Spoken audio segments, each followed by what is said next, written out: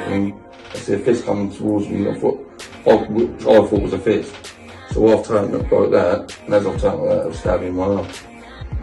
Working on him on they were giving him help on the floor, and when I got there I said, Tav, I'm here, Mum's here, and he lifted his head to look for me. I felt in my pocket I had the knife. I just turned around, made sure there was no one in the shop, and went, right, put the fucking money from the till in the bag. You fuck off out of the bag. Dad slit his throat when I was 1. Picked us both up, bleeding all over the place. Loved her, love you son, goodbye. And then he was gone. You deaths yourself? Like, has anyone come for you? Yeah, when they set me up in the park, and they shot me 3 times. It got easier. Yes. Yeah. So what your dad was doing was trying to create you for the future in the world he lived in then. Yes. You're not seeing that it's going to get better. Yes. You understand? So at the final moment she'd slit her throat, and her boyfriend and my dad and everyone had gone around there, and there was blood up the walls. It was like a crime scene. It was on foot, come up towards me and shot me in the stomach. 2 of them there. What was it a handgun? Handgun, yeah. When you were in jail, when you're out there making money and you've got all the nice things in life, you go to fucking jail. That's where you are. Life pauses. Well, I'll tell you what, David, if you want to have a fight with me, I'll guarantee I'll batter you. I'll knock you out, but if you beat me, then you know we'll have a chat. You got to remember, you can't. You had the opportunity. Listen, mate, you fucking heard it, right? Don't, if you do not take this up, My message to people that want to cause and commit grief via knife crime: don't do it. Don't do it. You do not understand the reality of what comes from making a decision inside, mentally, physically, from what comes from that.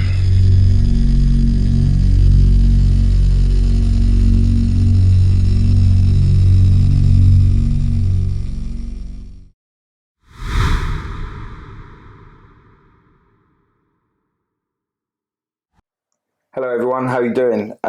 Today we have a bit of a sad story. We have the mother of Megan Hager, also known as Megan Watson. Younger Watson. I told you you'd get me on that, didn't I? Told you you'd get me on that. She tragically lost her daughter to suicide, and today she's here to tell her story. How you doing? Thank you for coming. Thank you. I know this is a bit of a sad one. This is here. Tell us about this doll. That is, I think it's Jasmine or Yasmin. That was Megan's first Bratz doll when she was about 7, and she's just kept it all these years. Did she go and pick this? Yeah, she threw enough hints anyway. Oh, right. So yeah, she was heavily into them. So yeah, that was her first one. She kept it. And what's this character? This is Lionel. This has been Megan's since she was about 2. We went to the Westerfield Swan, and it was sitting on a chair in there that some little kid had left, and Megan just went over to it. She kept cuddling it. Megan's a thief. I know. She stole hearts as well, believe me. And she picked it up, and my mum kept saying to the barmaid, "Can she have that?" They said, "Oh no, it belonged to another little girl, about 6 weeks ago." But Megan wouldn't put it down, and then they said, "Oh, she can have it." And then that was her best friend for all of her life. Oh, really? Yeah. Went to bed with it and everything? Oh God, yeah. He is a lion. He looks like a monkey now, but he did have a big fluffy mane, but he's been well loved. Molded. Yeah. Molded. Very good. I thought it was a monkey. I know, he's got a little bit of alopecia going on around here and there, but yeah, he was their best friend. So tell us a little bit about Megan. Take us back to the beginning.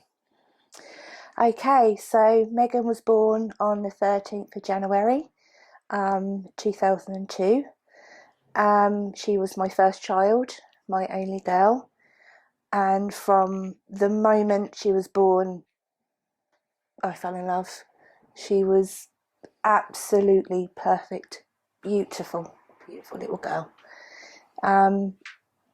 Me and her biological dad split up when she was about 2.5. I got with her stepdad. We raised her together for about 8 years. She was known as Megan Fowler to begin with, but then she took her stepdad Stuart's name, Hagar. Did she still have anything to do with her real dad? No. No. No, he wasn't a very nice person. Okay. Yeah. So rather than giving her a life of abuse from him, I left him before she got much older. And then, me and Stuart raised her. Unfortunately, we split up. And then when we did, she told me she felt lost and she didn't know where she belonged because of her name. Mm-hmm. So I then changed it to Younger Watson through Depot. What else do you want to know? Just getting the trajectory of her out there, really. What kind of child was she like? Hilarious. She was so full of confidence. She loved to sing, dance, dress up. She loved anything gothic. Absolutely idolised Tim Burton. My kids are on the Tim Burton thing. Yeah, loved him. Helena Bonham Carter was her favourite actress. Johnny Depp was her favourite actor. She was just the most polite, gorgeous kid. You could take her to a 5-star restaurant and the manners were just, I was so proud in every way. That's absolutely amazing.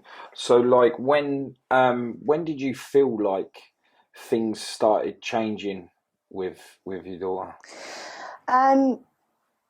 Probably around about 10 and a half. Unfortunately, because things didn't work out with me and her stepdad, we had a few problems.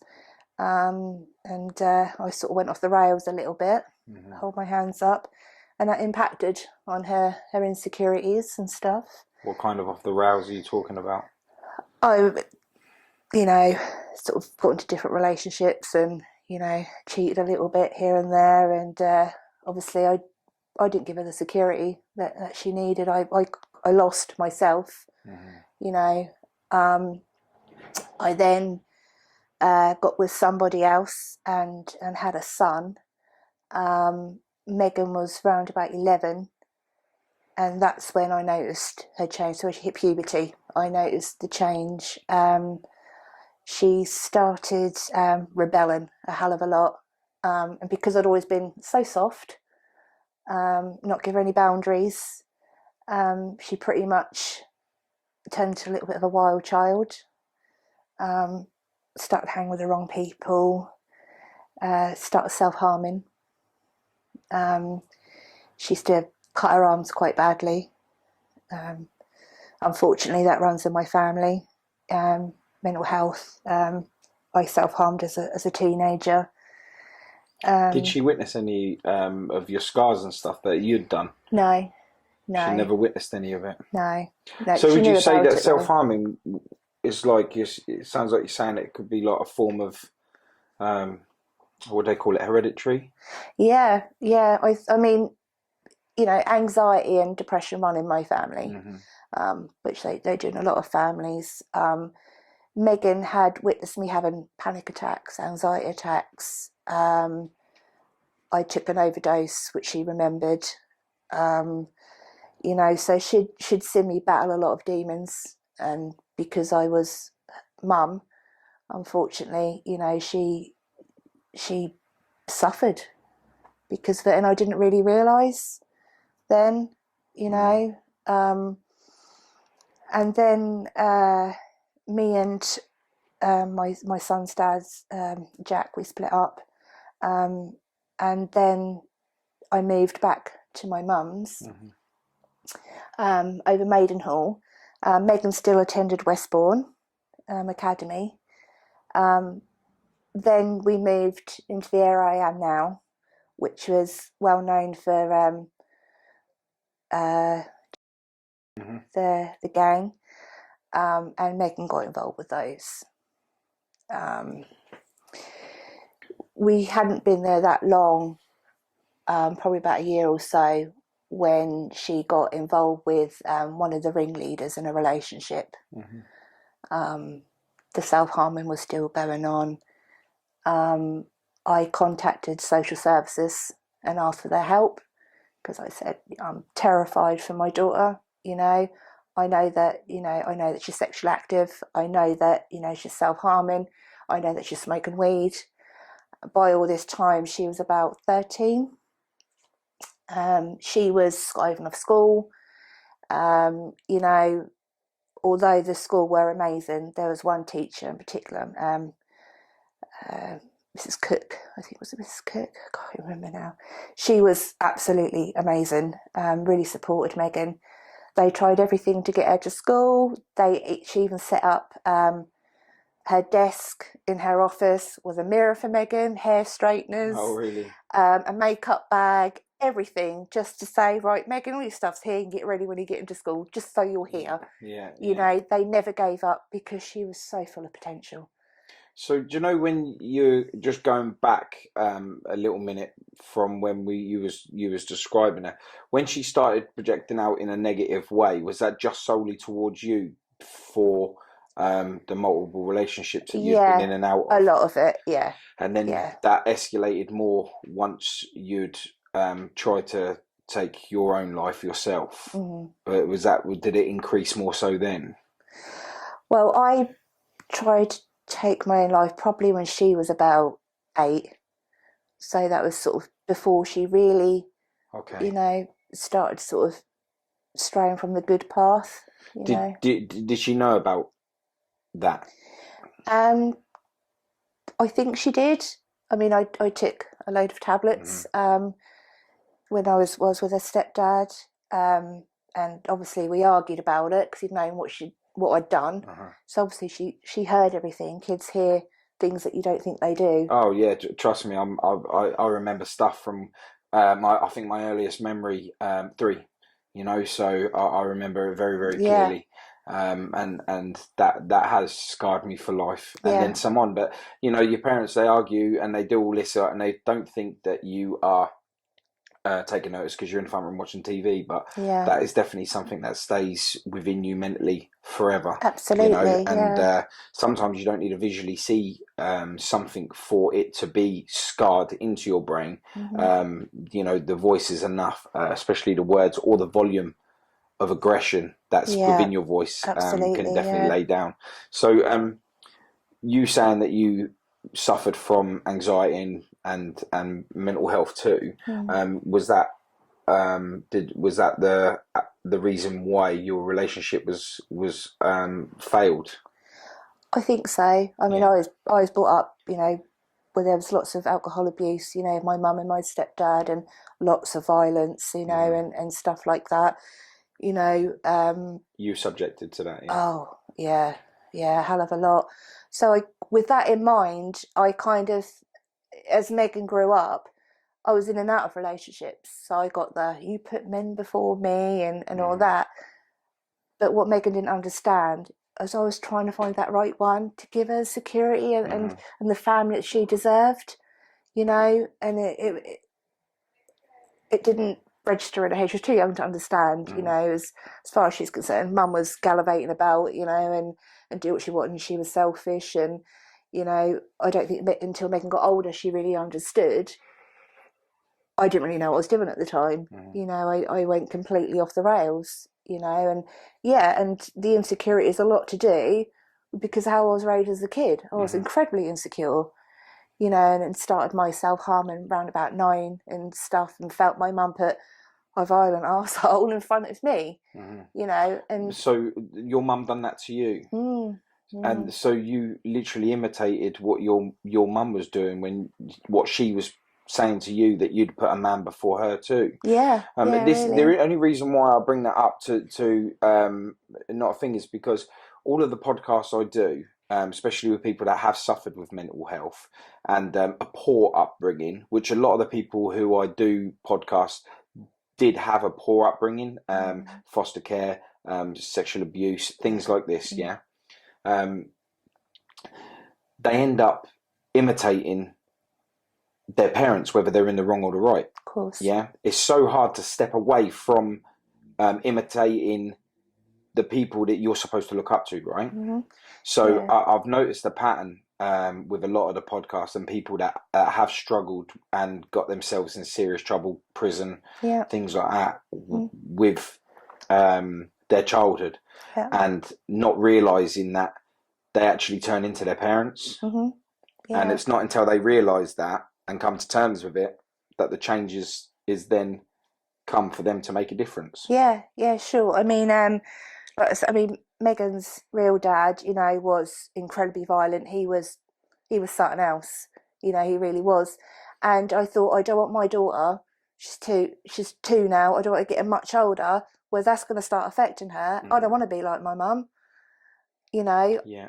You know, so I took her away, tried to take her away from that. You know, and you know, I'm only human. I make wrong choices, and you know, went, you know, he's not the right one, I'll move on. And that's the thing, like when it comes to when you are an adult and you are just trying to look for someone, you almost give your all, and then before you realise that it isn't the one, you've already fucked up. Yeah, absolutely. I've been there myself. You know, I've made a few mistakes myself. Do you know what I mean? And you know, luckily I've got children because of it, and I love them dearly. But it has affected me massively within my life and the decisions I made in relationship wise. Yeah. So I totally. Yeah. Well, you can't control what others do. You know, you can be the nicest person in the world, but you can't control what others do. Yeah. You know, and sometimes that just ends up as a completely awful relationship. You know, but you learn and you move on. You know, as I did. But as we see adults, it's because we've been hurt and we get to move on and we know how to move on so fast that the older we get, the easier it is for us to just be like, no, I'm cutting that negativity out and I'm going to move on to positive. But when you're younger and you're viewing that, it's hard for you to understand it because you haven't got the experience or the knowledge to go with being able to just be like, brush that and don't worry about it. It's nothing. No, just not mature enough to understand it, you know, and unfortunately, you know, kids take the negative things more than the positive sometimes, you know, and that really makes a huge impact. Massive, you know, our kids suffer because of our mistakes, you know, so we're forever feeling guilty, you know. I mean, now that my child is not here, I will always carry that guilt. Although we were in a good point in our relationship when I lost her, I will always carry that guilt because of all her childhood and stuff. Although some of it was out of my control, that's all impacted on her mental health with peer pressure and everything else of why she ain't here. So you're are you blaming yourself for her having mental health? Yeah, a little bit. Yeah, you can't do that. I know. You can't do that because, like you said, it runs in the family. Mental health is hereditary. So there is things that can trigger it to a higher extreme, but you can't solely take the responsibility on for how she is feeling or how she managed herself on a day-to-day basis. I'm not saying that it hasn't had some impact, just like my parents, when they argued and they split up and grew up in women's refuges and things like that had a massive impact on me. That is partly to blame on there. But the decisions that were made to keep us safe had to be done. They had no choice. It was either that or my mum was going to die.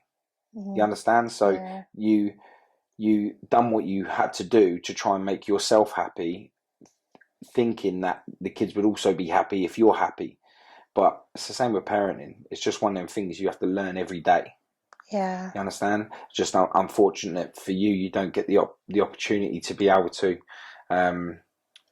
explain or to make things right as you get older to find out whether she understood, you know, because that's been taken away from you. And, you know, you can't blame yourself for that. I know, it's easier said than done, though. I know. As a parent, you always, you know, you always feel like, you know, certain things are, you know, not good enough that you've done, and you could never protect them enough.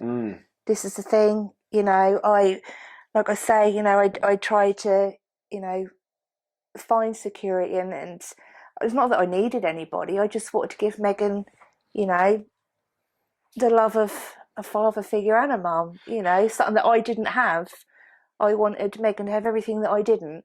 Yeah. You know, unfortunately, you know, the mental health thing I couldn't control with her, I guess. But as a parent, I will always feel guilty. Did she get help with her mental health? Did she get help with it? Medication, therapists, anything right. like that? So, when I reported it to social services, that, you know, I'm scared for my daughter's well-being and she's being sexually exploited and stuff like that. We lived in a real shit area, you know. I think part of me, a big part, contacting the social services was the worst thing I ever did. What made you say that? They looked at a certain social worker we had looked at my failures as a parent and kind of like made me choose between Megan and my son. Wow. Like, okay, well, you know, Jack, I think that you should go to court and fight for full custody of my son, so Natasha can concentrate on Megan. And my attitude was like, okay, what about if Megan had an accident? What about if she was born, you know, with disabilities in a wheelchair? Are you telling me that parents that have one disabled child can't have other children then? Mm-hmm. You know, that's bullshit. Yeah. You know. So I went through a hell of a lot of court cases. I lost Jack 3 nights a week. And the social services said to Megan, well, you know, you do realise if your mum had to choose between you and your brother, she'd choose you. Should choose your brother. The social worker said that to Yeah. you. Wow. Yeah, to Megan. So but we tried everything to get her into school. Megan then started rebelling more at home because I started laying down the rules. Megan didn't like that. Megan was a wild child. She wanted to do what she wanted to do. Mm-hmm. So she, like I say, got involved with one of the ringleaders she went missing for a week or two. That was in the papers. What like completely AWOL? Completely like didn't gone. know where she was or No. anything? No. And what she had to search, she had the police and that were searching for her? Yeah. Wow. Everything. She was gone for nearly 2 weeks and we eventually found out that she was in London. She was selling weed for one of the ringleaders. He was, you know, handing out money to her and everything just to kind of trap her, considering he was like 18 and Megan was only 14. The police finally found Megan and brought her home to me. Megan didn't want to stay with me. She didn't like this stronger kind of mum. She said that I was full of shit and she knows that I'm weak and she will do what she wants to do and blah blah blah. So one good thing that social service did do, they put me in touch with Women's Aid, and I did a couple of courses of that. One was called Who's in Charge, and the other one was like a self-esteem course. So I found different strategies on how to deal with Megan, rather than arguing, you're a bitch, or you're a bitch, da da da da, because we all do it, you know. Teenagers are hard work. Yeah, incredibly. I wasn't the easiest once I got into my teens. Yeah, and Megan being Megan was so stubborn, so headstrong. I really did. So before the law started getting laid down, what kind of freedom did she have? She would, if I and when I say freedom, I don't mean that you no, I know. took freedom away. I just mean, what kind of freedom did she have? Like, was she able to do pretty much what she wanted? No. Beforehand? No, I took handles off windows, so she couldn't get out windows. I doubled locked doors to try and keep her in the house. So this was when you started laying the rules down? Yeah. So what was it like before then? Did she have a free, kind of like a free... She would jump out of windows. If I said, right, you're not going out, that'd be, fuck you, I am. You know, and she'd be jumping out of windows, jumping out of doors, whatever, you know, come home from school. No, she'd be off. You know, she would do what she wanted to do. And what could I do? I felt absolutely helpless. You know, I mean, her stepdad, you know, was kind of like, let her get on with it. He was in and out of her life, you know, which didn't help her insecurities. So when I did these courses, it was, you're full of shit, they're not working. And I'd be, okay, I'm sorry you're feeling that way right now. And then she, because she didn't want to obey the rules at home, we then had a meeting with social services to see who else Megan can go and stay with, because it just weren't working living with me. She went and stayed with my cousin's daughter in Woodbridge. And Woodbridge is no place for a wild child.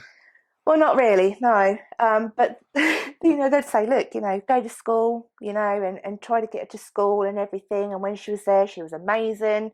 You know, she wanted to be... She settled in that environment, did she? She did, I think, because my cousin's daughter was only 18 herself. It was kind of like, oh, yeah, this is a bit of a laugh, you know. Although they had their rules, it was kind of like, probably like living in a student house, really, you know. But she was still hanging around the wrong people, still smoking weed and blah, blah, blah, which I can't really say much about because I started about her age. But then things didn't work out too well there. Megan started spending a lot of time with my mum because she was a nanny's girl. So then Megan stayed with my mum. What was the relationship like with you and your mum? Because of what was going on with Megan, me and my mum were at breaking point because my mum would give in to anything Megan would ask for. It was, you know, Nanny, can you get me a bottle of wine? Nanny, can you get me a bottle of vodka? And my mum would. You know, she'd flat her eyelashes, my mum would. And I'd be like, Mum, what are you doing? You can't be letting her buy alcohol and that, because when she gets in a state, she'll hurt herself. She can't be trusted. You cannot supply her with alcohol. Yeah, especially spirits, because that is a depressant in itself. Yeah. Especially the next day on the come down. Yeah. And one day, Megan had asked me to get her some alcohol. I said, absolutely not. And she said, well, I smoke weed and know about that. I was like, yeah, but that kind of keeps you at a certain level. You know, alcohol, you can go either way. When you're smoking weed, you're in... medicinal. Yeah, you're just kind of just chilled, you know. So my mum had bought this alcohol this night, and they were all over, her and her friends were over Christchurch Park. And I went and I see Megan the next day, and she had her arm bandaged up. She had slashed her arm so bad. Do you know why that was? She said she don't know. She said that she was with her friends, and she just said, Mum, I just walked off, and she got herself in a state, I don't know why, and slashed her arms up. So of course I had a massive go at my mum. Do you know what she used? Megan would use anything that she could find. Just sometimes when it comes to self-harming, sometimes people will use it to mark themselves, or they'll use it to actually harm themselves. Yeah. And that's a big difference, you know, because one, they tend to say comes out as more attention seeking. Yeah. Or the serious self-harm is where you're at a point where you just can't manage or manifest the information that's going in and out of your body. Well, this is the thing. I mean, I self-harmed as a kid. Nobody knew about it. When Megan was doing it, I mean, she was on... There's websites with ratemyscar.com and all this. I've seen some of the stuff. When I first got Instagram, that was like big... that was on the home pages and that lot, and it was just everywhere, and there was some, and I just wanted to, like, I clicked on some of them just out of curiosity, just to try and understand it more than anything, and as hard it was to see some of the reasons why the self-harming was being done, I didn't understand, but clearly there was an issue. An extreme issue that had me quite fingered, just made me want to contact them and say, like, look, are you okay? You know? Yeah. But yeah, it's a tough one. Self-harming is. Yeah, yeah. I mean, there's different reasons, you know.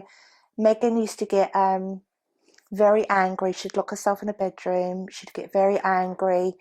And she'd scream, and she'd get herself in such a state, so het up, and it was heartbreaking to hear.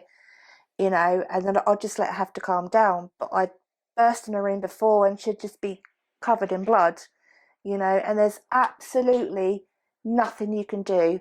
So what I did, she didn't hide it from me. So what I'd say was, oh darling, let's clean you up and then we'll talk. Number one thing, if your kid is self-harming, you don't shout at them. You don't have a go at them. Mm-hmm. Why are you doing this? Why are you doing this to me? Don't I love you? Never, never, ever, ever, ever make it about you. Because it's your child that is feeling pain. Mm-hmm. It's your child that's doing this for a reason. Never, ever make it about yourself. Did she tell you? There'd always be something. There'd always be... Megan always blamed herself for things, you know, or something. Even if something weren't going right, she'd go over and over again in her head until it was a lot worse than... She'd make it a lot worse than what it was. What things did she blame herself for? She would say that she was ugly. She would say that she's a bad person. She would say she don't want to live anymore. Just really heartbreaking things for you to hear from your kid. Did you wonder where this kind of insecurity come from? Was this something that she felt that she wasn't getting enough props for being pretty, for being good, for being just her?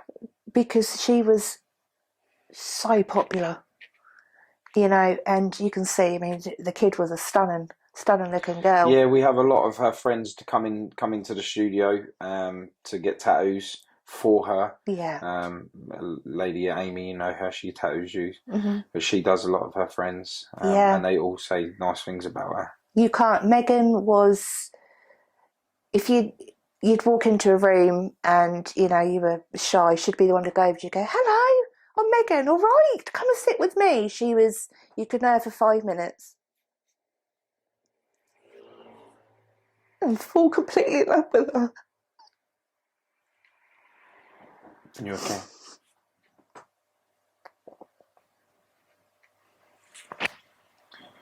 Take your time, you're alright. She's just one of those sort of people.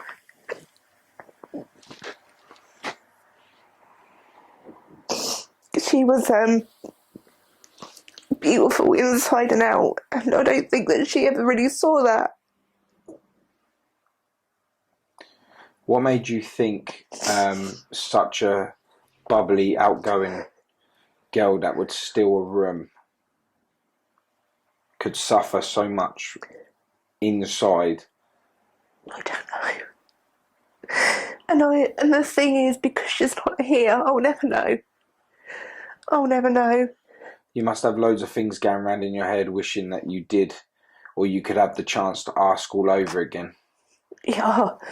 Yeah, lots. I mean, going back to when she stayed with my mum, Megan was being groomed by an older guy who manages a restaurant in town.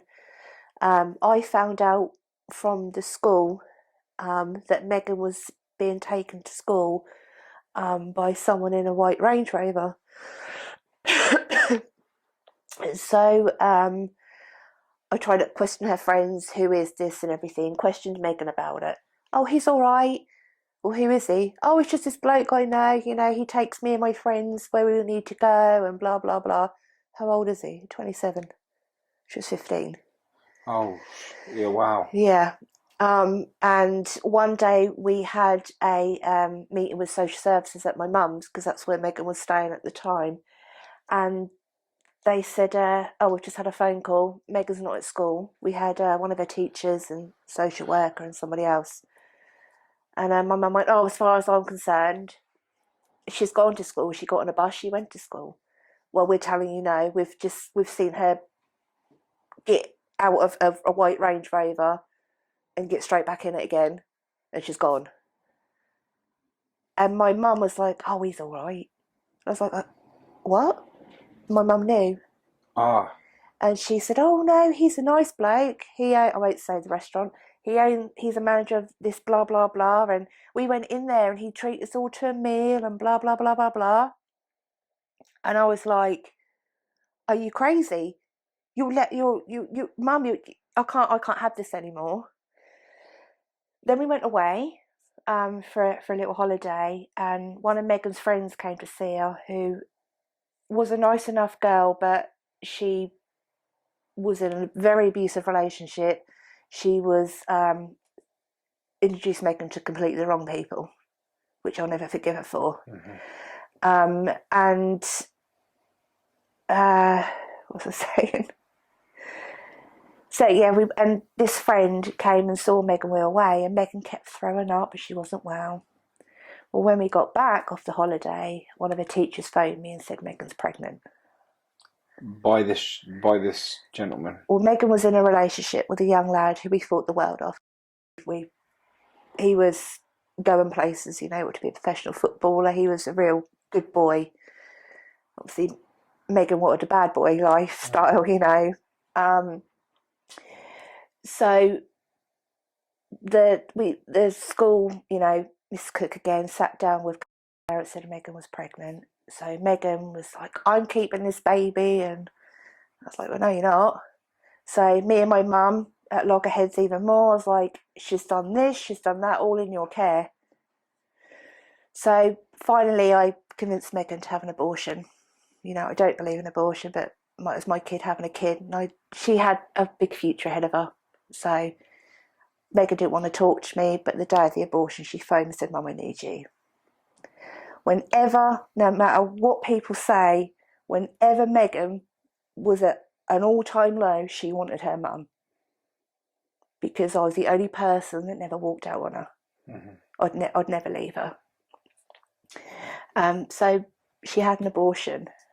Then we went to court about what happens with Megan next. So I stood up in court. I said, she's not to live with my mum. Why do I live in there?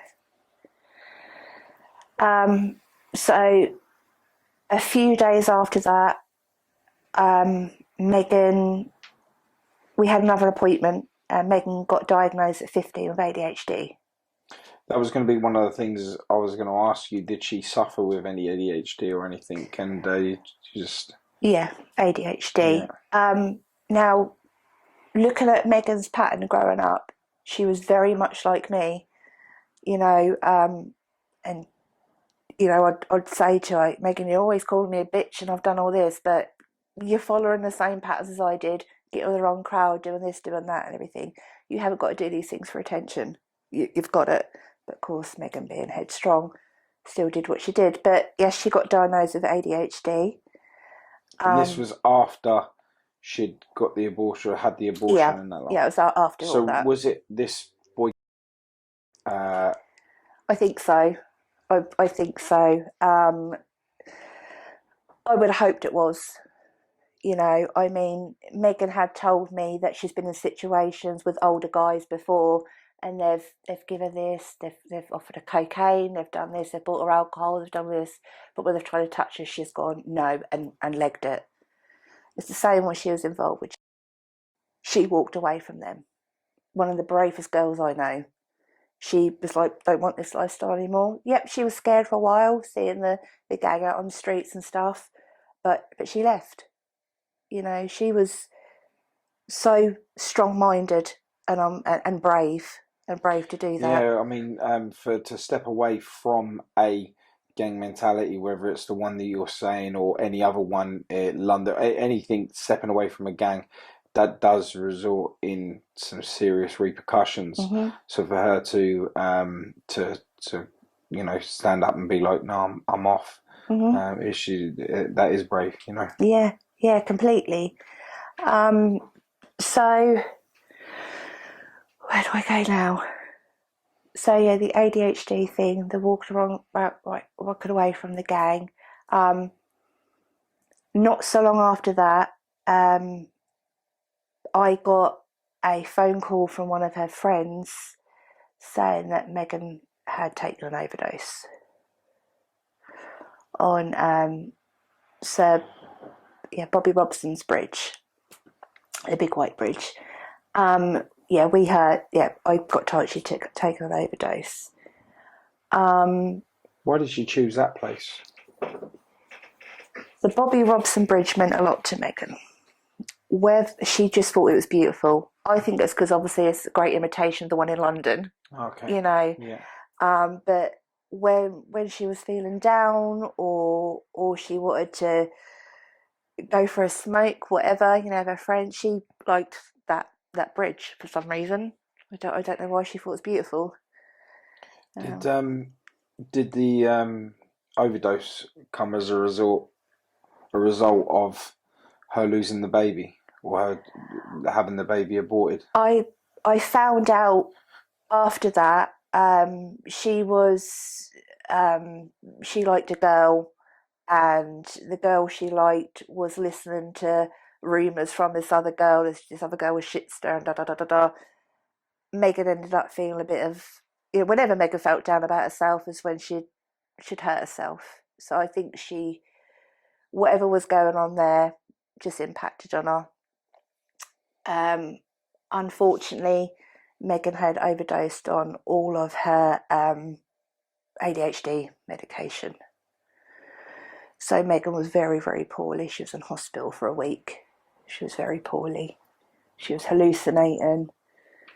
She had this pain in her jaw. She used to rip her jaw down and scream in hospital. And she didn't want anybody else there. You know, my mum would be there. She'd be like, "Mum, Nanny, I just want my mum." And so I said, "Right, when you come out of here, you are coming home and I'm looking after you. That's it. No more staying in Woodbridge, no more staying here, there, at Nanny's. You're coming home. You're going to be with me and your little brother."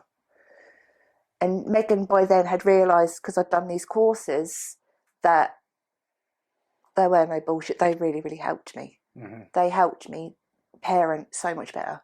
Like I say, rather than going, "You're a bitch," or "You're a bitch," da da da da da. It was just like, even when she was in Woodbridge, she didn't want to talk to me. She didn't talk to me for a week or two sometimes. But every day, "Love you, darling, have a good day." So she always knew that she was in my thoughts. "Good night, darling, I love you." She could slag me off as much as she wanted. Yeah. But she knew her mum loved her. So when she was discharged from hospital, she came home. And she was at home for a week. And it all started again. She wanted to do what she wanted to do. She didn't like the rules at home. And when I was like, "Megan, you wanted to come home. You're full of shit. You got me when I was vulnerable. It's all your fault." You know, wow. As kids do. You know. How do you manage that? It was because I'd done these courses. I'd learnt to think, okay, sorry you're feeling that way right now. When you want to talk or anything like that, you know, I'm here. She probably would have thought that was quite patronising, though. Yeah, she did. Because she expects a different... She did. The old you and a new you's come through. Yeah. Without her witnessing it too much, like it would be if she was under your roof. Mm-hmm. As like a real form of sarcasm. Yeah. She did take it like that. Yeah. You know, like she'd stay and say, "Why don't you fucking wash that?" or anything. I'd be like, "Well, you see that big white blob? That's a washing machine." You know, but because I never fired and got rah, like I used to with her, she would get pissed off with me because she weren't getting that. So yeah, she found me as a patronising bitch instead. Yeah. You know, but no matter how much she pushed, I wouldn't give in. I wouldn't be that, because I think, you're my daughter. I'm not going to keep talking to you like a piece of crap. Yeah. You're my child, you know. Fair enough, you want to talk to me like all you want, rant and rave. It ain't going to change. It ain't going to make me love you any less. Did she get worse because of that? In the end, no. She was kind of like, okay, maybe my mum has changed. But it was always, "Oh, Nanny, Mum always thinks she's so bloody right and da-da-da-da, she thinks she knows me." And then 9 times out of 10, she'd come back to me and go, "Right, you were right." Yeah, to get used to... to get used to an old person's ways to a new... I don't even know how to explain it. So you're a new you. Yeah. But you're still, to her, the old you. Yeah. So for her to get used to that, especially with her temperament of being so up and down, with ADHD, which you now know, Mhm. and anxiety and depression, that it'll take her a while to get used to that. Mhm. Yeah. So when, with her being diagnosed with ADHD, did the whole depression thing become less relevant because you had an answer for the reason why she was so up and down? No, because I didn't believe she had ADHD. Because she, it was like it was controlled, you know. And then when she used to flip out, be like, "Well, I've got ADHD," and I bet you'd use that as an excuse, Megan. You know, and even her teacher said, "If she's got ADHD, I've got it."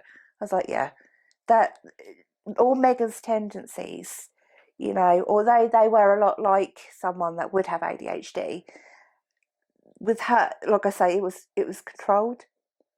You know, sometimes she'd be like, "Well, I can kick off because I've got this." She kind of uses a little bit of excuse sometimes. Yeah. You know, when I knew damn well that kid was full of anxiety, that was her biggest fault. You know, well, not fault because you can't help it. Just the biggest thing that she suffered with was definitely anxiety. Because with that, then comes the low self-esteem, the depression, the mood swings, the panic attacks. It all follows that. You know, and because the mental health and depression runs in my family, I knew all the signs. You know. Do you feel like, because how you say it runs in the family with mental health and that, like, do you feel like sometimes it might have been used as an excuse just to be able to kick off, and then an easy way out to say, "Come on, mum, you know I'm not well"? The ADHD, Yeah. yeah, it's what she used as the excuse. So when after she'd tried to attempt to take her life for the first time Um, on the bridge?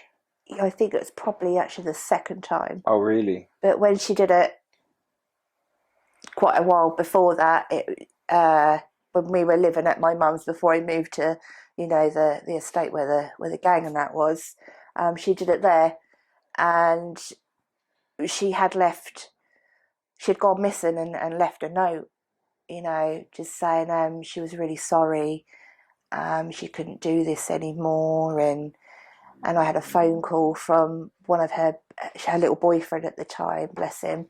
His mum has said, "You need to check Megan's bedroom, she's not there." And so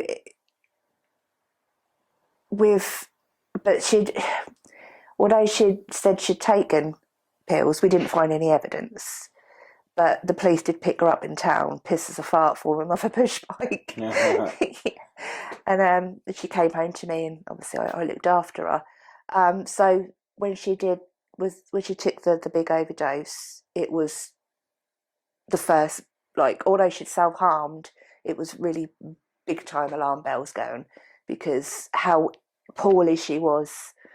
I don't think Megan realised how poorly she you know, she was led to be. I don't think she realised how much she damaged herself from what she was taking. It was kind of really working. Part of Megan, if she thought of something bang that would happen, you know, she was really impulsive. So yeah, I don't think she really realised what a big thing she was doing to herself. And what about her friends and stuff? Like, she clearly had a lot of friends, because they've been in the studio and they've all got forever tattoos, you know, like, you know, lifetime decision to make for a friend she was clearly loved. Did anyone see her pain? Or yeah, I would have, you know, a lot of her friends would tell me, you know, "Oh, you know, Megan's been self-harming, she's feeling like this," and it's heartbreaking to see, and she was really crying, you know. And so I was aware of all of this. I was aware of it all, and I knew she had a lot of friends. You know, Megan, it's hard to keep up with different bunches, you know, she was hanging around with. She was always with someone new, and we'd walk through town and be, hiya, you know, all the time. She was just so popular. And I'd walk through town thinking, "Oh," you know, "look how popular my kid is, you know, that's my kid," you know. So when she came back home with me, yeah, then and then she didn't want to stay with me again, blah, blah, blah. She then went and stayed with my mum again, which I weren't happy about. So social services suggested that Megan goes into supported living.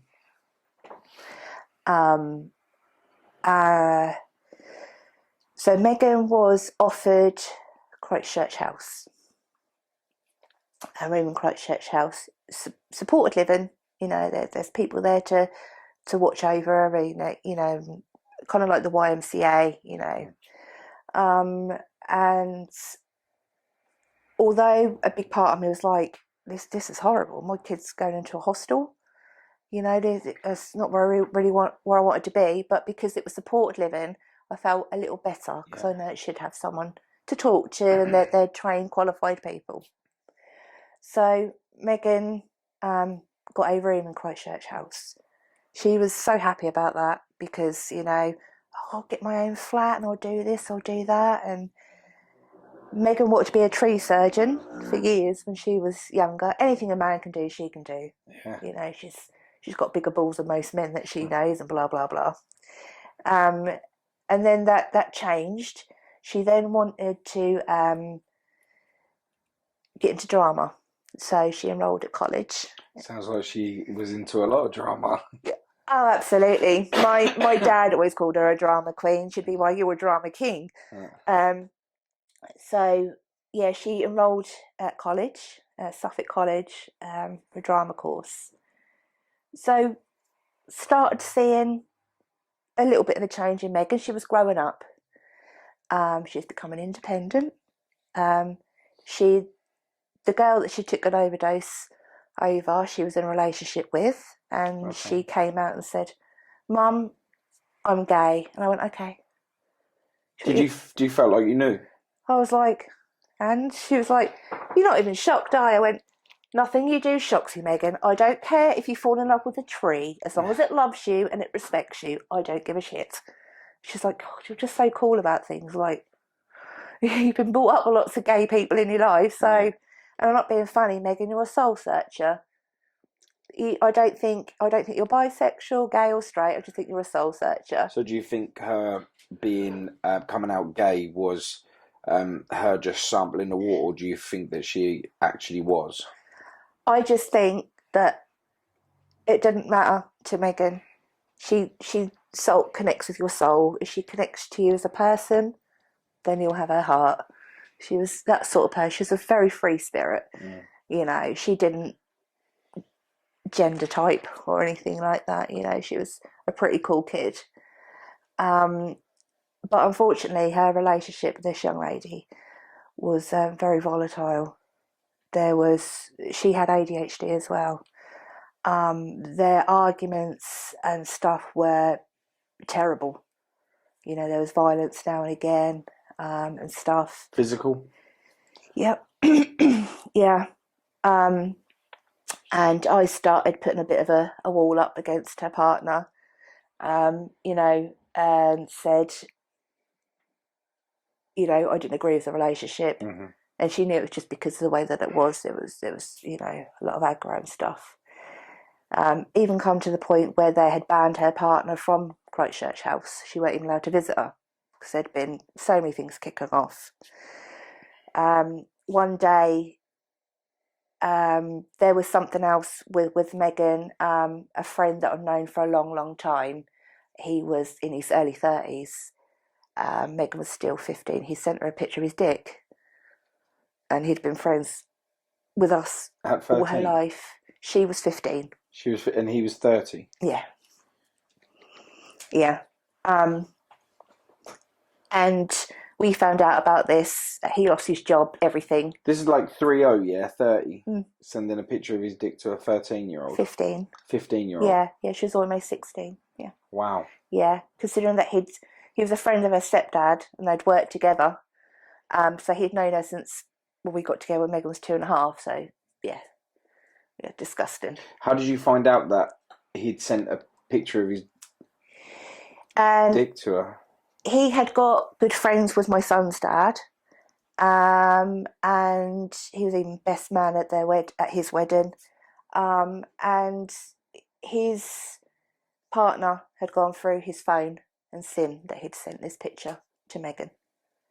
Oh, so his wife, girlfriend had seen, yeah, and obviously she then went to Jack, and it's like, you know, he sent this picture to Meghan, blah blah blah. So then Jack phoned me and told me. my God, I don't know how I would. I don't know how I would deal with that. I do know how I would deal with that. I really know how I would, as a father. Yeah. How did that affect their relationship after that? She stayed with him. The girlfriend stayed with the guy. Yeah. Yeah. What about the relationship with? All broke down. You know, he lost his job. Jack didn't want to know. Meghan's stepdad didn't want to know. You know, everyone was out for his blood. Mm-hmm. You know, he came off all social media. Da da da. He's not seen me yet. What was his excuse? Like, what did he say as to why there was a picture of his dick on Meghan's phone? He don't know why he did it. He was stupid. He don't know why he did it. That's what he said. I don't know why I did it. That's almost something a child would say when they've been caught out. What'd you do that for? I don't know. Well, this guy used to say, "Oh, I look at you like a sister, Tash. I look at Meghan as a niece." So that makes me think, how are you looking at your nieces? He's just dirty. Yeah. He'll cross me one day. Did the police get involved with this? Yeah. I think because although that was a picture, I think he got just a warning, and Meghan didn't want to make nothing of it, so it was left. Wow, the police should really have gone ahead and done something themselves, because, you know, putting yourself on a child, because she's still 15, is still just under the legal age, isn't it? I think it's 16, isn't it? Yeah. That you can't really do much, but still, that's still a minor. Well, they'd been out one night. This is the night he sent the picture. So Meghan was out with her friends, and Jack was out, and he was out with this guy. I obviously don't want to name him. Out with this guy, and they'd seen Meghan, and this guy was out with his girlfriend as well. Oh, Meghan, you know, I'll buy you a drink. Taking Meghan to the bar, he have a sneaky shot and plowing her with alcohol. Mm-hmm. And then that night, obviously, he'd gone home. I can't stop thinking about you. Sent her a picture. Again. This is why he sent that picture. He only sent the picture once. Oh, so this is right. Okay, so that's what you're led just up to explaining as to why he sent this. Yeah. Yeah. So I guess with Meghan, I felt that she turned to a female relationship is because every man that's been in her life has let her down. She's seen her mum in and out of relationships with men. You know, her stepdad was in and out of her life. Her real dad was a piece of shit. You know, so I think that Meghan had no trust with men at all. I mean, even, you know, a family friend would known all her life to send her a picture like that. You know, she'd really been let down a lot by males, a lot. And with her, like, I see the picture. She looks after herself. Yeah. You know, I wish I had have known her, because I felt like with you and her friends coming in and out of the shop and the stories that they do say about her, all positive, is I felt like I kind of knew her, but I kind of wish I did know her. Do you know what I mean? Because it seems like I probably would have got on with her. Yeah. Do you know what I mean? Yeah. I think she would have fitted in here well. Yeah. But yeah, it's crazy because, you know, you want so much for your children to do so well out of life that at some point you have no control over it. It's gone. Yeah. And there's no specific, as soon as you turn to this age, that's it. And I think with trauma, like with what you've gone through yourself, and it's not gone to her, but in a way she's been affected by it and stuff. She kind of grew up a lot quicker than maybe what she needed to. Oh, absolutely. Yeah. Yeah, because also, I mean, she was 11 when her brother was born, so she'd kind of been the only one for 11 years. You know, so do you think that played an impact? Were they close, them two? Oh, very. Yeah. Oh good. God, yeah, because it's really horrible. When Megan wasn't living with me, you know, she'd say, "Mum, can I take him out?" You know, and I'd be like, "The social services said no," because they're saying to me, "What about if you take him out and you see one of the old gang members, or you get in trouble, and he's going to be affected?" And that tore her apart.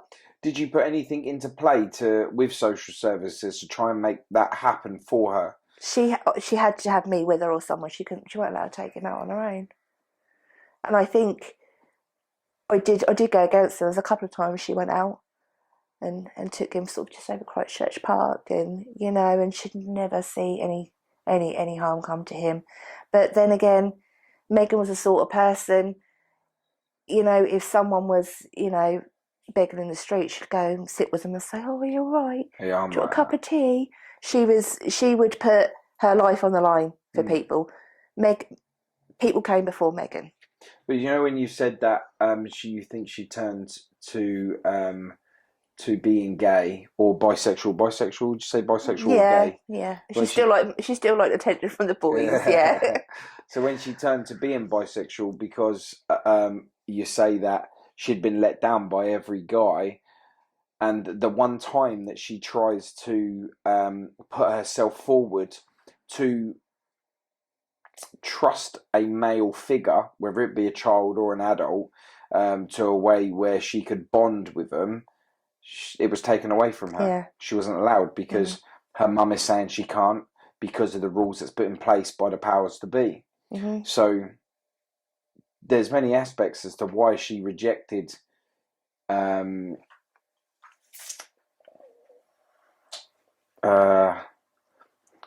feelings or relationships with men, because she knew that probably at some point she's given her all to someone and someone's just going to come in or take it away, or they're going to walk away from her. Yeah, absolutely. Yeah. So it kind of made her feel like sometimes she wasn't worthy of being loved.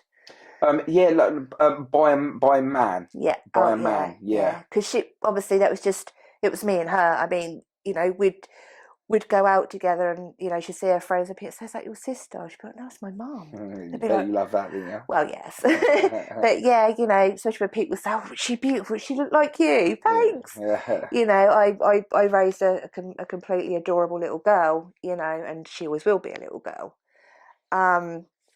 So yeah, unfortunately, I think because of what I went through with guys as well, that obviously impacted her trust or mistrust for men as well. You know, which is really sad. You know, because she got a lot of you know, attention from boys. She's broken a few hearts. Trust me. Yeah, I'm sure. Yeah, I'm she sure. really has. So there was leading up to her taking her life, which gives me goosebumps just saying that, you know, because knowing more about her now, it resonates a little bit more with me now, you know, being able to understand her a little bit more as to why she would do something like take her life, as something as permanent as taking her life. How did she take her life? She hung herself. Yeah. I can sort of pretty much say, you know, what led up to that. So I had a phone call on a Monday from Megan's partner to say that Megan has really we've had a big argument. She's really down. She's all this, and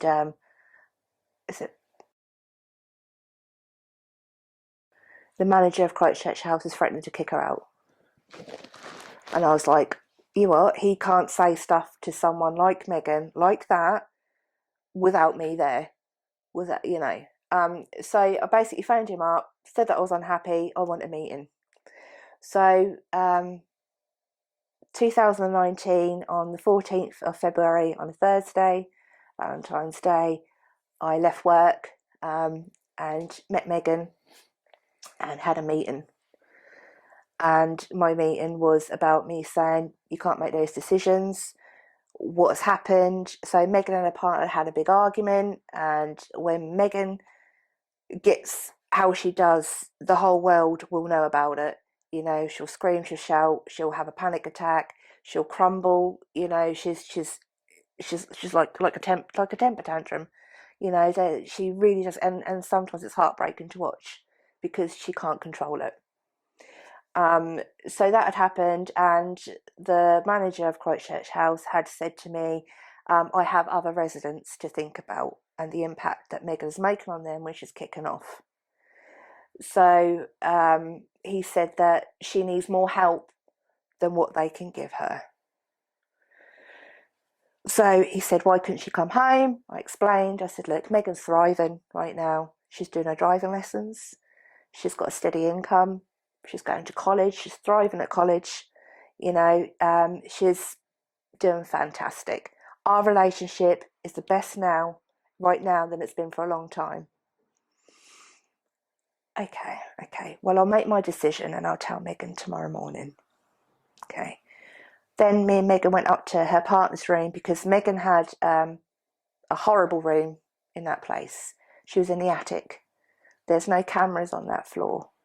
It's a horrible room, old sash windows. It's not very nice. But Megan was happy, you know, because she's in a building full of friends, because everybody in that building loved her. The staff, everybody, apart from the manager that said, you know, what he said. So Megan, so I spent a few hours with Megan. You know, we listened to Enigma. We did have a joint together. Because Megan would, to go back a little bit, when Megan was out of her friends, she'd be, Mum, we're all over Christchurch Park. Come and have a smoke with us. Come and do this with us. Oh, come on, Mum. Megan, go be your friends, but I want you to be one of us. So Megan treated me like a friend, you know, in a lot of ways. But me being responsible, boring mum, I should say, no, I can't do that, Megan.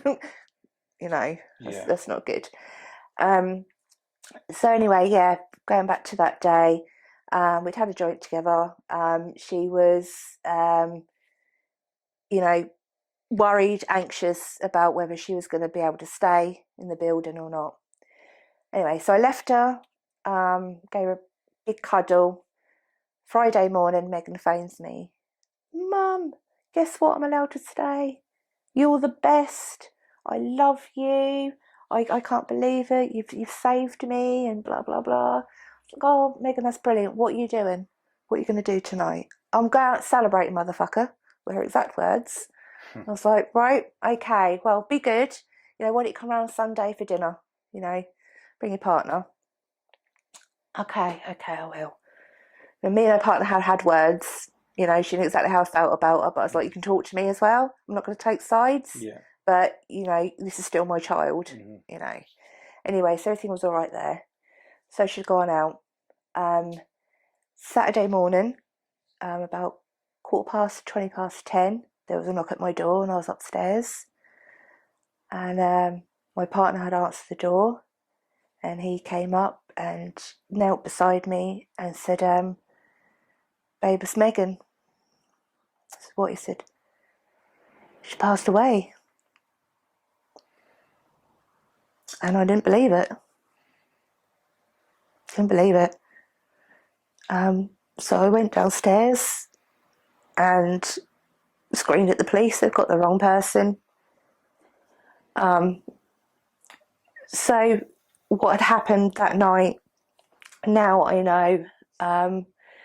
Megan had arranged with her friends to go out, and Megan had taken a tablet called Xanax, which is known to be a real downer kind of drug. Did she get that from the doctor, or was it like just street? One of her friends had got hold of it. She had access to all this, yeah? Yeah. So she'd taken the Xanax. They went into town, her and her friends, her partner stayed at home. They went into town, they went to the Grin and Rat, because the drum and bass night, got quite drunk.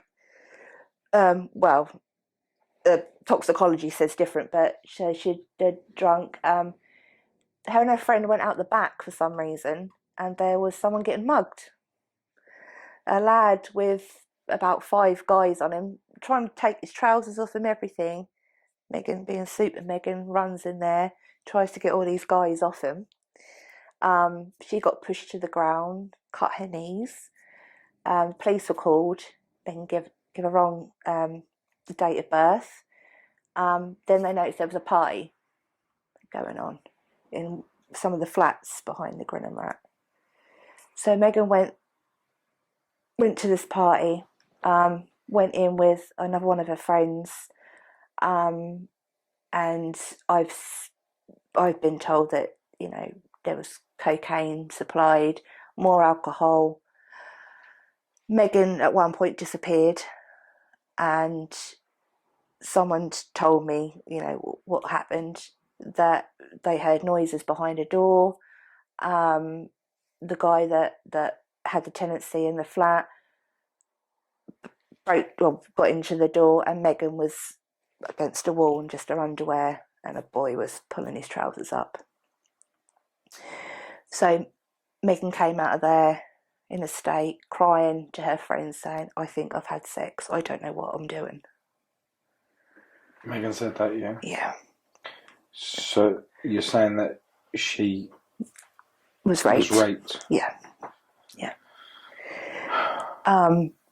So from there, her friends have carried her home, and got into the building. There was one member of staff there. There was a lot of chaos, there was a lot of shouting, you know. Megan was in a state. Megan is seen, I've not seen the footage yet, but I've been told by the police, there's CCTV footage of Megan having a huge meltdown. You know, whether it was in the corridors or whatever, and there's a member of staff trying to calm her down. The member of staff takes her to her room. She then comes down. You see on the camera, she goes to the direction of her girlfriend's room. They have an argument. I think her girlfriend's got, what I've been told, her girlfriend got hold of her phone and tried to see what who Megan's been talking to or whatnot. Somehow, like a possessive kind of. Yeah. I think she's found out that Megan may have had sex. So they've had a big argument. Megan's gone back to her room. The member of staff put Megan to bed and left at 6:30 in the morning. Megan is then seen round about 8 o'clock in the morning, coming down the stairs in the direction of her partner's room. A few minutes later, she goes back up, and we don't see Megan again. So the last steps, you mean? So one of her friends, round about 8:30, 8:45, was trying to ring Megan, no answer. He stays in the room opposite Megan. He goes to her door, and he can hear her choking. So he phones an ambulance, and they're running around frantic. There's no member of staff. There's no emergency number. There's no key. There's nothing to get in Megan's room. Her door's locked. So did no one try and break the door in? Yeah, couldn't. It's a fire door, a massive, thick, solid fire door. I don't know the layout. I was just, you know. Now in these rooms they have no curtain rails, no nothing, because of suicide attempts. So he can hear this, and then the police are called. The ambulance crew are trying to bash the door down with oxygen tanks. Takes one great big burly police officer. He knocks the door down. No Megan. Then they realise that she's underneath the door, and they find her a belt around her neck. So she hung herself on the back of the door. I don't know how long. Obviously, she'd been dead when I tried to resuscitate. She's gone. Just like that.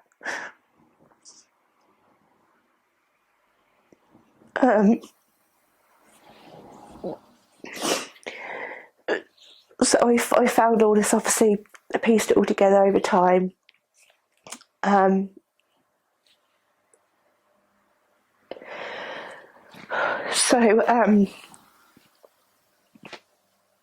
We didn't, we had Megan's farewell and everything.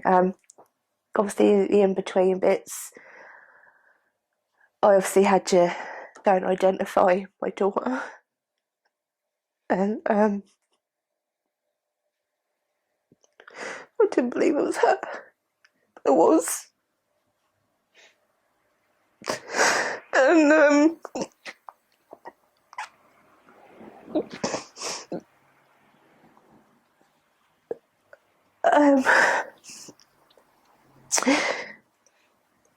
anyway, all of that.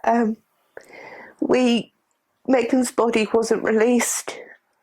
She died in February on the 15th. I couldn't lay her to rest until May because she had to have an autopsy, toxicologies, everything.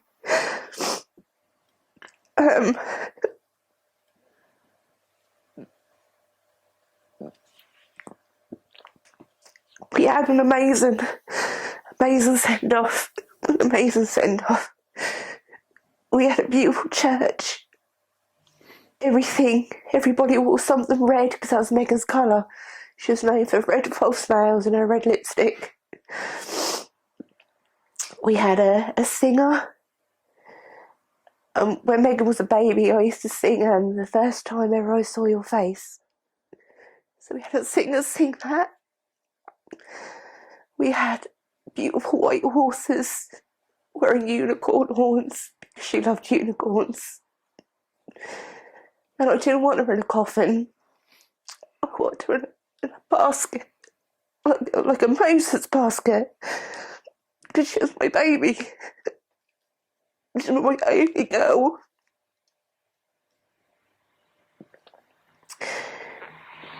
So yeah, that was amazing. I didn't. The police lost all their evidence and everything on Megan. The guy that allegedly raped Megan told the police that she wanted it. And because Megan's the witness, she's not here, they let him go. Because of insufficient evidence. Did the police take no responsibility for losing the evidence? Sorry. Really? Yeah, because of what happened with Megan, her toxicology shows that she only had a small amount of alcohol. But they're saying the drugs that are in her system could have been taken after the event. So she could have been in the right frame of mind at the time of the rape. It always makes you think how they sum up the evidence. It could have been taken after, but it also could have been taken before. Yeah. You understand? Yeah. So they can't disclude the information as being it could have been after because it could have been before. Yeah. You know? Yeah.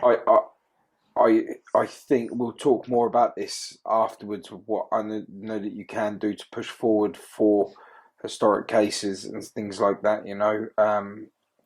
But the police should be accountable for losing evidence on your daughter. They should be accountable for that. Yeah.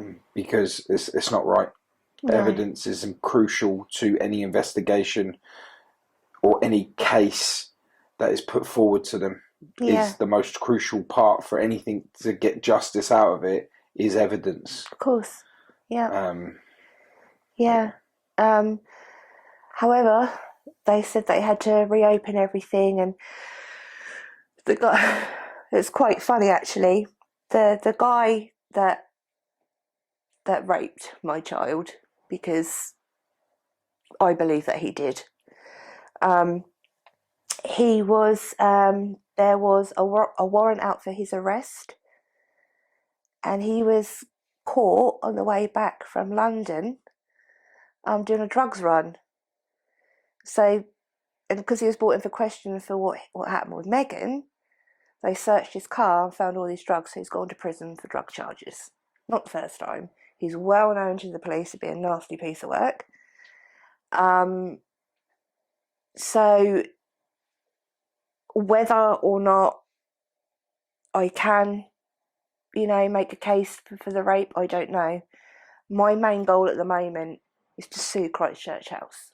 Yeah, I mean, the whole thing with making a case about the rape, I think there wouldn't be no case there because there's no evidence. Yeah, I did try to appeal it and they said no. Because there's no evidence. So I don't think you'd be able to revisit the case when it come to the rape thing, as what you say.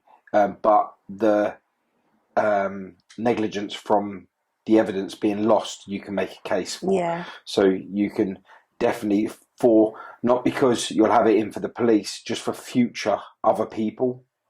You understand what I mean? That's when I say about historic case, I mean like with the fact that evidence was lost, you can put it to them by saying that it was negligence on their behalf for losing the evidence, which could have brought justice, or the outcome might have still been the same. I don't know. I don't know. I only know what you're saying to me now.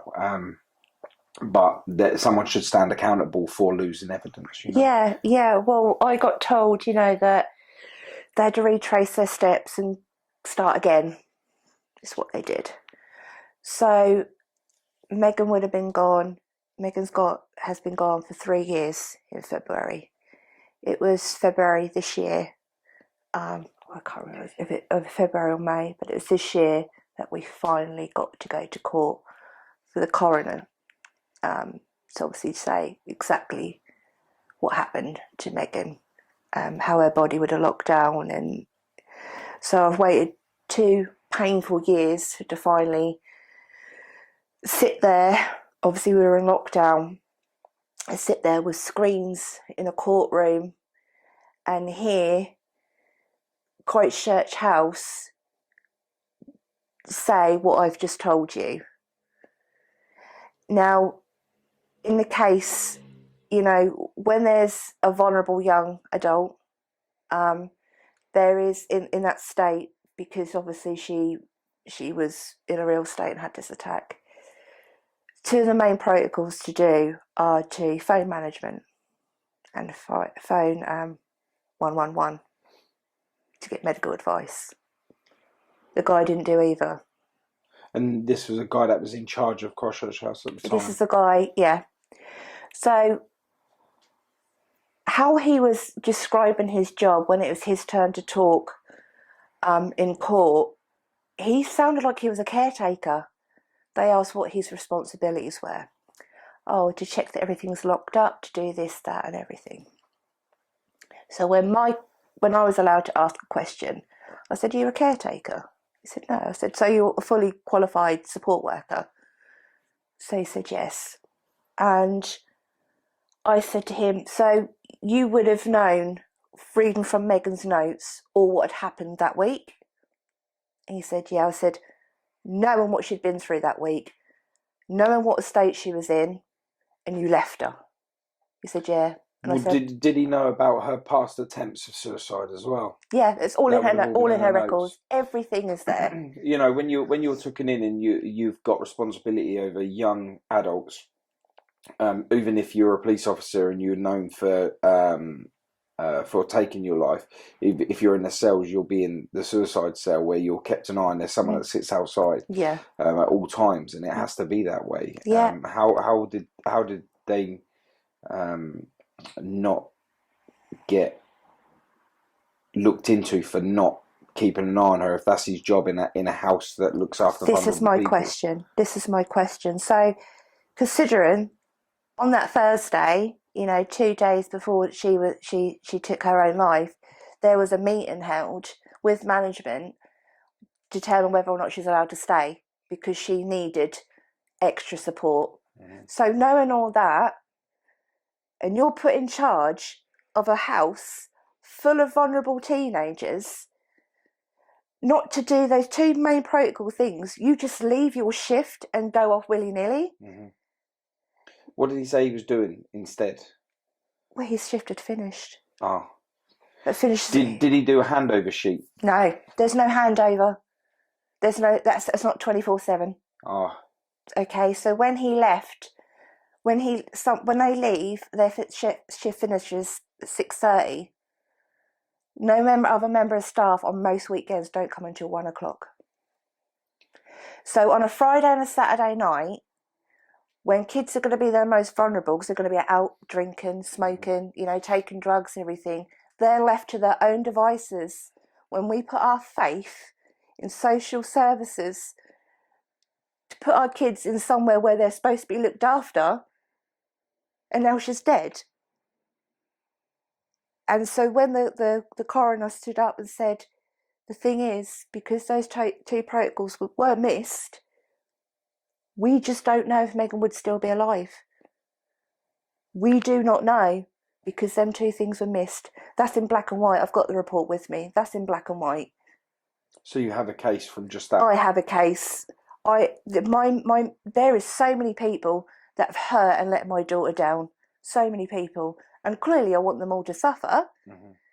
But in my power, the only thing that is on my mind at the moment is taking them down.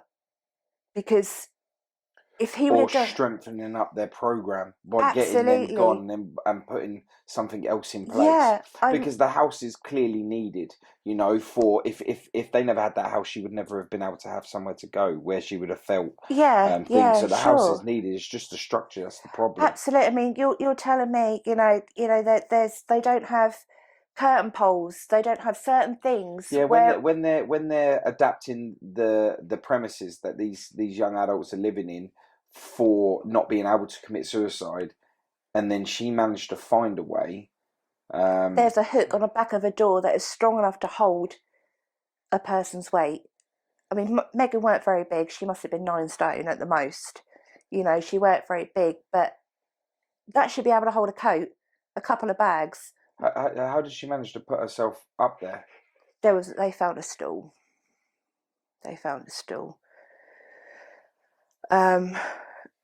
So, I mean, I've been a support worker, for people with disabilities, but my sister works in the same kind of environment as what Megan was in.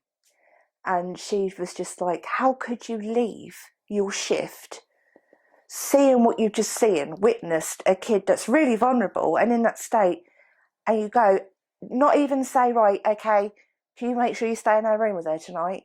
I was a little bit worried. She was in that room all by herself. No friends, no nothing. Completely alone. So whether she was raped, whether she had an argument, whether she was pushed, my kid would still be alive if it weren't for that place. So what do I do next, The problem is there's going to be so many routes for you to travel down because you are hungry for justice, and you have every right to be, because now you are a grieving mother. Yeah. And I know what that's like from losing my brother and dealing with my mum. You'll be hungry for trying to put things into place for justice for your daughter. And I don't believe you're going to give up, and I don't think you should. I think you should progress with it to be able to make it safer for other people, so no one else has to go through the pain that you're going through. Absolutely. Mental health is very underlooked when it comes to cures as such, or not even a cure, but even a remedy to try and help them cope, a coping mechanism put in place. You know, here's some drugs, take these. Yeah. You know, go and see a therapist, talk to them. Yeah. Like, you know, I wouldn't want to talk to a stranger.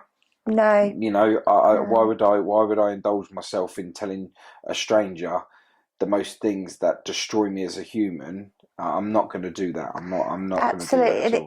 It's not just that. I mean, my niece, Deanna, she was incredibly close with Megan, and she's trying to promote some kind of help at the college, because there's that for kids to go. You know, there's so many places, you know, that offer help and 4YP or whatever it is. There's all these different things. But what kid wants to go out of their comfort zone to go to these appointments? So what Deanna's trying to do in college, in memory of Megan, because there's quite a lot of memorabilia of Megan in the college, is to get people in the college and wear a certain colour badge, so it's not, you know, so obvious. So someone, when a kid goes to college every single day, there's someone in that building they can go to. They haven't got to travel outside their comfort zone. You know, and I think that's so important. I think that's a brilliant thing to do. Yeah. You know, and that must make you proud that people are putting stuff in place to try and help others on behalf of your daughters. Absolutely. There is so much. I mean, you know, I said earlier on about the bridge.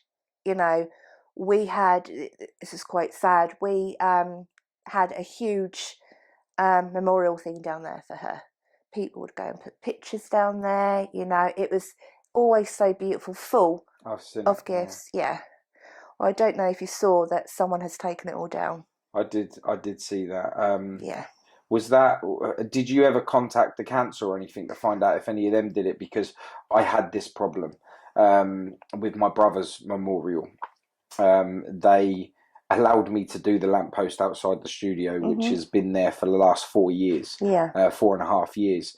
But when we tried to do anything else, the council was told that they have to take it down.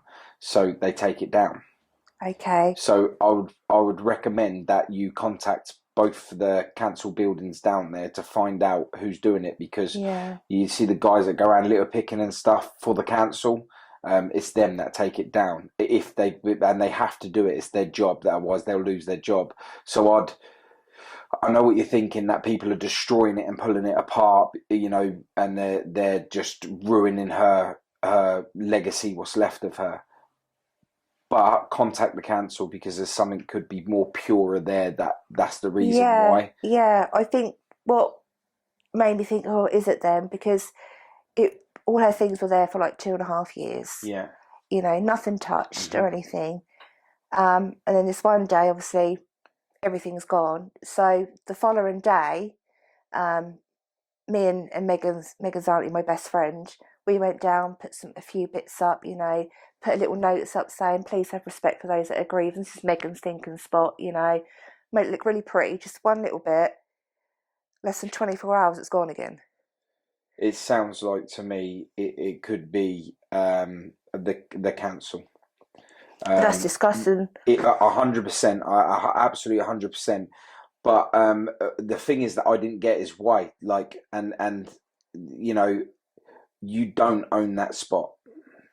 Just like I didn't own, and it was hard for me to manifest this in a way where I could understand it without pulling their heads off. You know, that's not, Megan doesn't own that.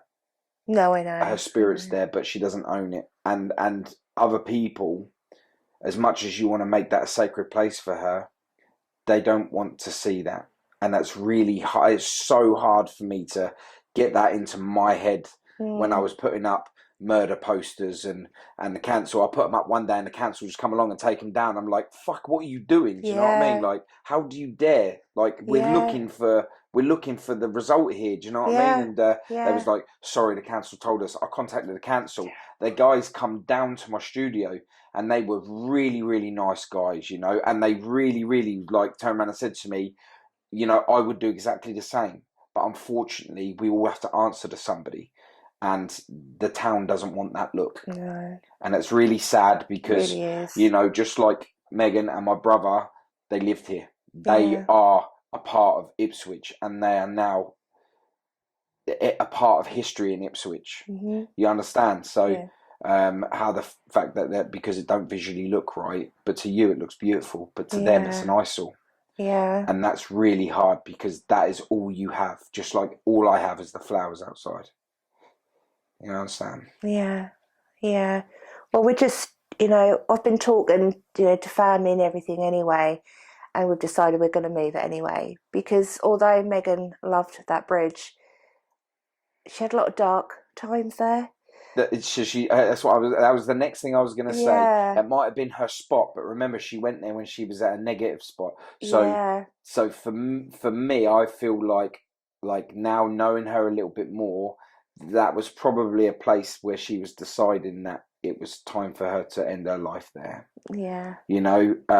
So keeping her there, knowing that things like maybe I don't know, maybe depends how you think, maybe she's aligning it to tell you it's time for me to move from there now. Yeah, I did think that because I'm quite a spiritual person. Yeah. So was she. The universe is powerful, Absolutely. So don't look at honestly. And the reason why I explain this in this podcast today with you is because I don't want you to think that people are tarnishing her. Because it could be something as simple as the council don't want it there anymore, or her telling you it's time for me to move to a new place. Yeah. I also think it was really public as well. A lot of people use that, and maybe it shouldn't be. Although I do things to get Megan's story out of there. But there's nothing to say you can't go down there on a birthday and let off some balloons. Oh, absolutely. You can still do this stuff. It's still Megan's spot, but it's just a thing. But we know there is a spot where she's got fabulous memories and pictures taken and stuff at this place. So, but we won't be telling many people where it is. It's private. Yeah. People can mourn Megan, can grieve, can think of her however they want. I mean, there was some talk from some of Megan's friends at the college that they were trying to get some funds together for a bridge, for a bench, a memorial bench. Yeah. Don't know where I want it, because do I want it on Christchurch Park with crackheads laying on it? Yeah. It's just finding where to put things and have them. Megan was cremated and her ashes are all together at home in a beautiful red pot, and I won't separate them because I think she left this world not all together. So I'll keep her together. Yeah. After. I like it. It's good. Yeah. It's good. So now you've got your future ahead of you with being able to put things in place on behalf of Megan. So you'll be keeping her legacy alive. Oh, hell yeah. Definitely will not say it does get better in time, because it doesn't. I know it doesn't. It gets harder. Yeah, and this is true. This is a fact, and this is something that I recently like my brother's been gone nearly 5 years, and it's only been sort of like the last sort of year I started understanding that the more I do things, the harder it gets. Yeah. So you just got to keep your strength and know that she's watching over, and you just got to keep pushing forward for the right thing on behalf of her, for other people that are suffering. I think the main thing is I have to do it for her brothers. I've got another little one now. Megan absolutely adored John Lennon.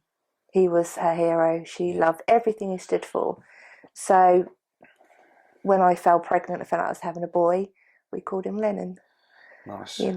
For Megan. So I believe that they've already met. I believe that they met. I think she sent him to me to help. Her older, her other brother, he's nearly 8.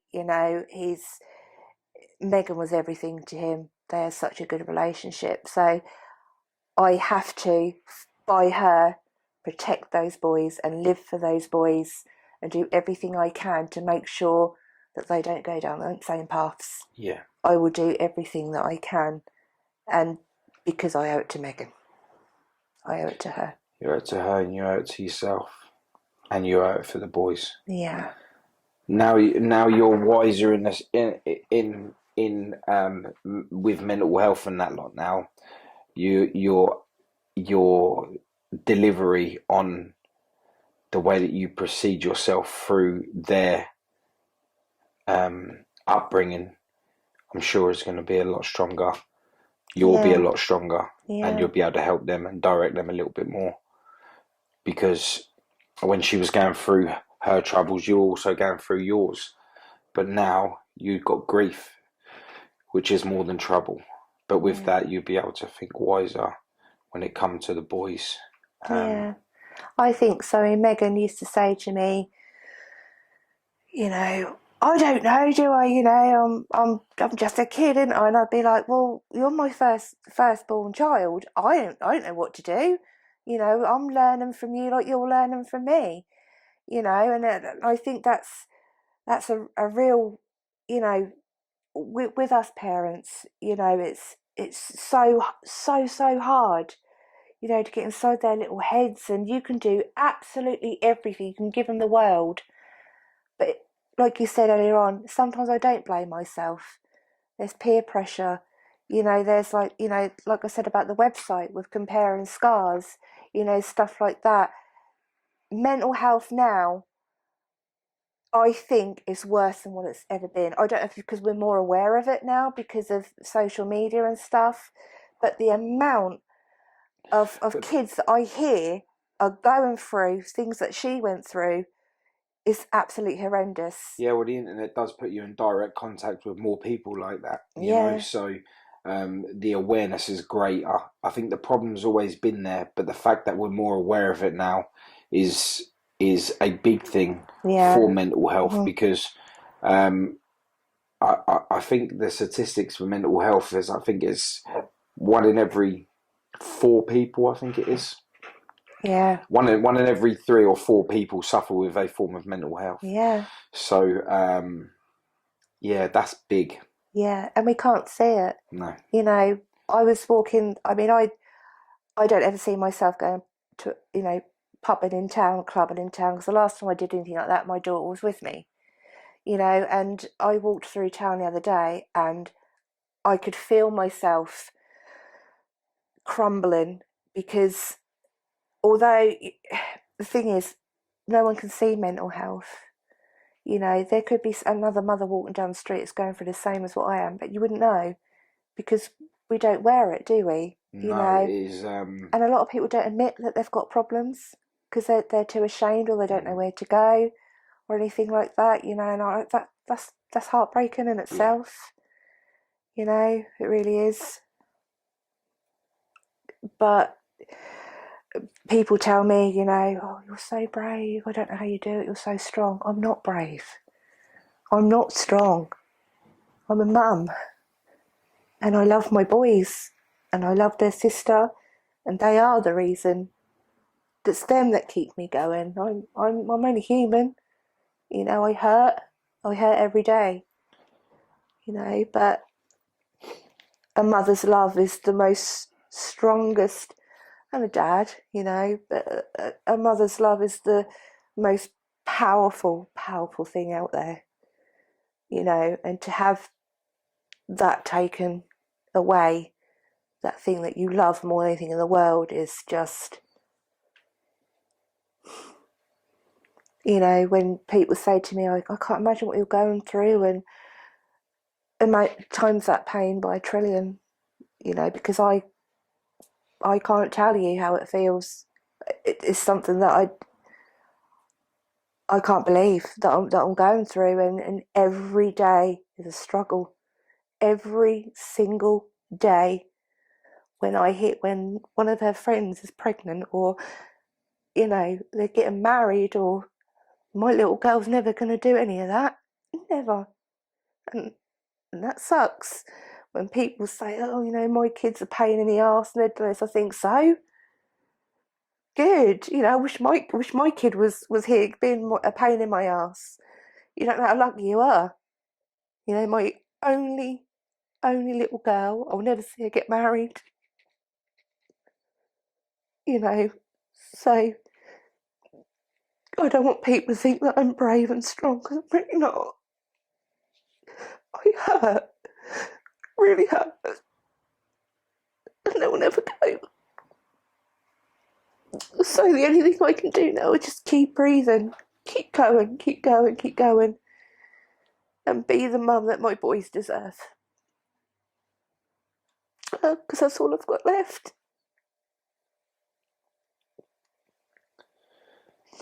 It's been hard listening to your story. You know, it's clearly the pain will never leave you, and I'm sure that if other mothers that have children, boys or girls, watch this, I hope they take from it a real powerful message that they need to just pay attention that little bit more. Just find out without elevating voices and without making it about yourself, like what you said earlier on. Yeah, just hold them. Just hold them. When they're sad or anything, just hold them. Don't let them go. Let them know how much they're loved and how special they really are. You know, you can't do certain things, I know that. But when they need you, don't say you're too busy for them. When they need you, just be there. Yeah, 100%. 100%. Yeah. Listen, I really thank you so much for helping me raise awareness on mental health. I really thank you for sharing your story, because I know it's been painful for you today and every day. I hope that this will help save and raise awareness amongst other parents to do with their children. And if you ever need anything, we are always here for you down at the studio, you know. So just powerful, absolutely powerful. Is there anything else you'd like to add to today? I don't know, just like I say, Megan was so popular, and I just want people to treasure. And if you ever met her, just consider yourself blessed, because she was a blessing. Pain in the arse, but she was my Meggie Moo. Meggie Moo. Meggie Moo. And, she knows what I feel. We still have that connection, and we always will have. She'll always be my little girl. Yeah, I believe they're around us still. Yeah. We will get to see them again. That I'm pretty sure of. You know. Yeah. I say it all the time, but the universe is powerful, and I'm sure that, you know, we'll all end up together again one day. Absolutely, I believe this is hell. This is hell. You know, our life begins when there's nothing to hurt us anymore, and that's probably how I look at Megan. You know, I just think the only comforting thing that I have is that no one could ever hurt her ever again. She's away from all the pain, all the stress. She's safe. I know that feeling all too well. Yeah. Thank you. Just kick the wall up. Thank you. Thank you so much. Powerful. How do you feel? I just want to cry and cry and cry.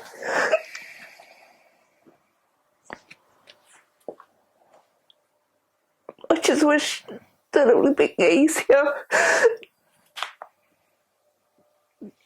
But it won't. The only thing that can take it away is her. It's just smell and just her cuddles and just everything about her.